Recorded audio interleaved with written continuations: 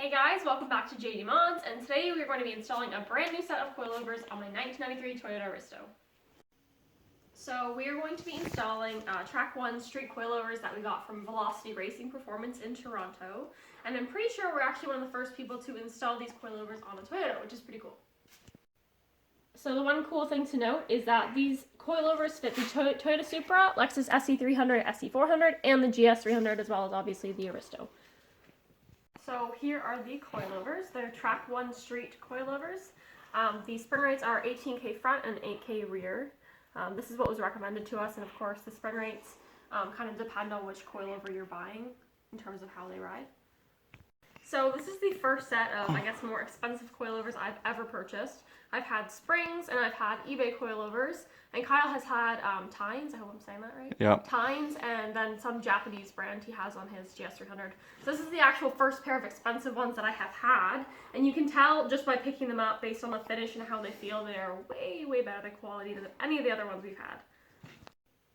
So these coilovers fall in around the same price range as BC Racing coilovers. If you get them from Velocity Racing Performance in Toronto, if you're in Canada, you can save yourself some money on shipping and duties, because I know importing from the States can be very expensive. Yes. So the last thing in the box is just this little bag with your wrenches, brake line holders, and then these little adjustment knobs for the top of the coilovers.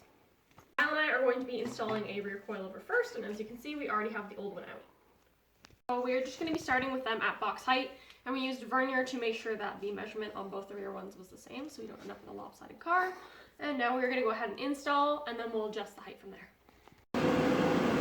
So there is the wheel mounted with the coilover at the height that the coilover set to out of the box. As you can see, it's obviously not going to work. The side skirt is lower than the wheel, and we haven't even put it on the ground yet. So obviously we're going to have to make some adjustments. We'll probably start with maybe 1.5 inches and go from there. So this is my first time doing coilover install, mostly by myself. So that's why we ended up with this awkward monster truck height in the front, because I figured I could just match the coilover to the height of the setup I had on it before, which was not the case because it did not compress nearly as much. So this is it sitting on the ground, and it looks like a monster truck. So now I'm going to have to shorten the coilover quite a bit. The front coilovers installed really, really nicely, especially because I was doing the upper control arm at the same time. It was really, really easy. The only thing being the studs on the top of the coilover are not long enough for me to run the OEM Aristo cross brace, which is a little bit annoying, but not a big deal.